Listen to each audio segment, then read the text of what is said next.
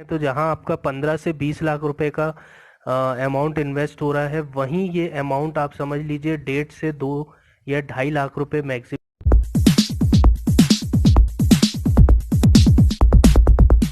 Hello friends, आप लोगों ने टाइटल डिस्क्रिप्शन पढ़ लिया होगा और आप लोग समझ गए होंगे ये वीडियो किस बारे में होने वाला है। बट यहाँ पे एक चीज़ मैं क्लियर कर दूं कि ये ट्यूटोरियल वीडियो नहीं है।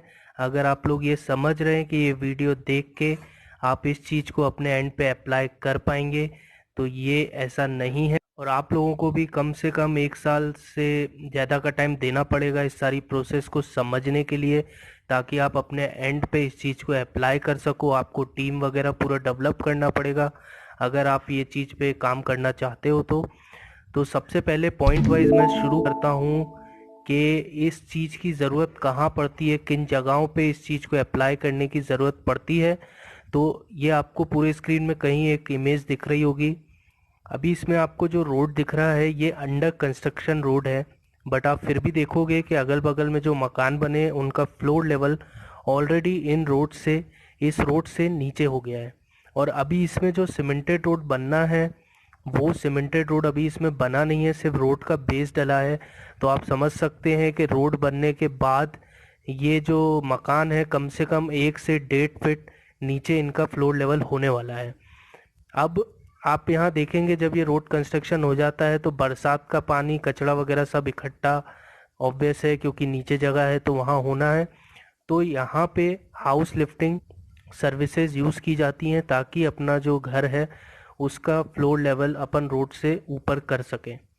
दूसरे पॉइंट की अगर मैं बात करूं तो ये चीज़ें कहाँ पे एप्लीकेबल हो सकती है, कहाँ पे इन चीज़ों को ये प्रोसेस को अप्लाई किया जा सकता है। क्या हर बिल्डिंग, हर मोहल्ले में, हर जगह पे ये चीज़ एप्लीकेबल है? तो फ्रेंड्स ऐसा बिल्कुल नहीं है। ये डिपेंड करता है, जब भी इस चीज़ की कोई इंक्वायरी आती है हमारे पास तो वहाँ पे हम सबसे पहले एक साइट विज़िट करते हैं।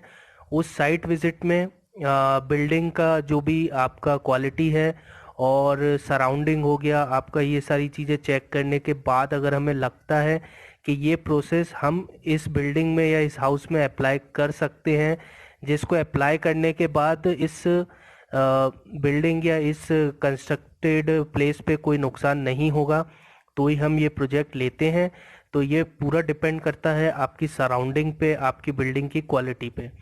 तीसरे पॉइंट की बात करें फ्रेंड्स तो ये बात आती है कि अपन ऑब्वियसली अगर इस प्रोसेस पे जाने की बात कर रहे हैं तो इसका एक सेकंड ऑप्शन ये भी हो सकता है कि जहाँ पे मेरा घर बना है उस घर को मैं पूरा डिमोलिश करके और वहाँ पे एक नया कंस्ट्रक्शन कर लूँ।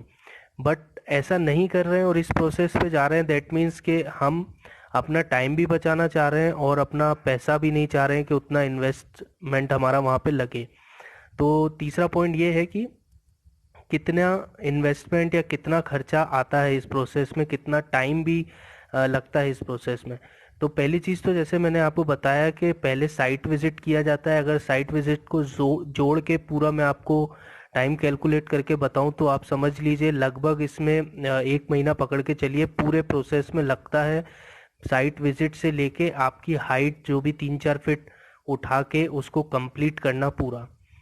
अब इसमें जो पैसे की बात है तो अगर अपन बात करें कि जो हाउस कंस्ट्रक्शन अपन पूरा अगर करते हैं तो जहां आपका 15 से 20 लाख रुपए का अमाउंट इन्वेस्ट हो रहा है, वहीं ये अमाउंट आप समझ लीजिए 1.5 से 2 या 2.5 लाख रुपए मैक्सिमम।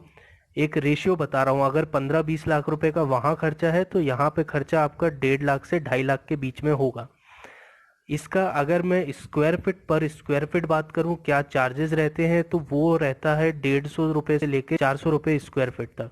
ये रेट पूरा डिपेंड करता है कि आपका, जैसे मैंने बताया, जो भी सराउंडिंग या कंस्ट्रक्शन क्वालिटी है या किस तरीके से वो मकान बना हुआ है, वो सारी चीज़ों पे ये रेट आपका फ्लक्चुएट करता है, डिपेंड करता है।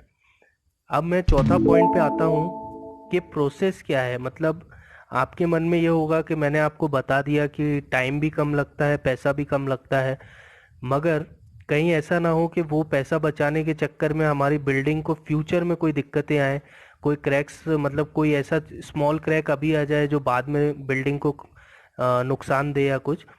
तो मैं आपको बता दूं कि जो प्रोसेस शुरू होता है वो आपके हाउस के प्लिंथ के नीचे से शुरू होता है। प्लिंथ के ऊपर का आपका जो भी कंस्ट्रक्शन है, जो भी वॉल वर्क है, स्लैब एरिया है, बीम हो गया, कॉलम हो गया, उन सब चीज़ों को कुछ डिस्टर्ब नहीं किया जाता है। प्लिंथ का जो नीचे का एरिया है वहाँ से ये प्रोसेस शुरू होता है। उसमें हमारी कुछ ब्रिक वर्क्स लगता है और जैक वगैरह की हेल्प से हम इस प्रोसेस को आगे बढ़ाते हैं।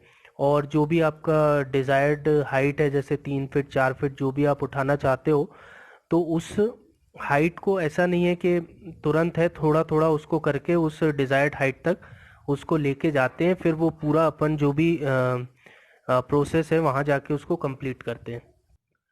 और फ्रेंड्स फिर लास्ट पॉइंट ये आता है कि अगर मान लीजिए हमने ये चेक कर लिया, बिल्डिंग क्वालिटी अच्छी है, प्रोसेस शुरू कर लिया, बट प्रोसेस करते टाइम कोई मिसहैपनिंग अगर हो जाता है, कोई बिल्डिंग को नुकसान पहुंचता है, तो उसका क्या है। तो वो मैं आपको बता दूं कि अगर ऐसा कुछ होता है तो जो भी कुछ नुकसान होता है या ऐसा लगता है कि इस नुकसान से ये बिल्डिंग को फ्यूचर में दिक्कत है, तो वो पूरा कंस्ट्रक्शन कॉस्ट हमारा रहता है। वो एक्स्ट्रा एक्सपेंस आपसे कोई भी चार्जेबल नहीं रहता है। तो होप करता हूँ आप लोगों को समझ में आ गया होगा कि ये प्रोसेस कहाँ पे अप्लाई होता है। मेन मैंने जैसे आपको बताया, ये वीडियो का मोटिव ये सिखाना नहीं था कि इसको कैसे आप अप्लाई कर सकते हो, बस ये बताना था कि अगर आप इस चीज़ पे जाते हो तो प्रोसेस कैसे शुरू होता है, ताकि आपको अगर कहीं लगता है कि ये आपके फ्रेंड्स के यहाँ, रिलेटिव्स के यहाँ, आपके यहाँ किसी भी जगह पे ये प्रोसेस को यूज़ किया जा सकता है, तो वहाँ पे निश्चिंत होकर आप इस प्रोसेस को यूज़ कर सकें। तो अगर ये वीडियो आपके लिए हेल्पफुल रहा हो तो प्लीज़ वीडियो को ज़्यादा से ज़्यादा शेयर कीजिए, चैनल को सब्सक्राइब कीजिए, वीडियो को लाइक कीजिए। मिलते हैं फ्रेंड्स ऐसे ही किसी नेक्स्ट वीडियो में। टिल देन नमस्ते, सत श्री अकाल, रब सब पे मेहर रखे।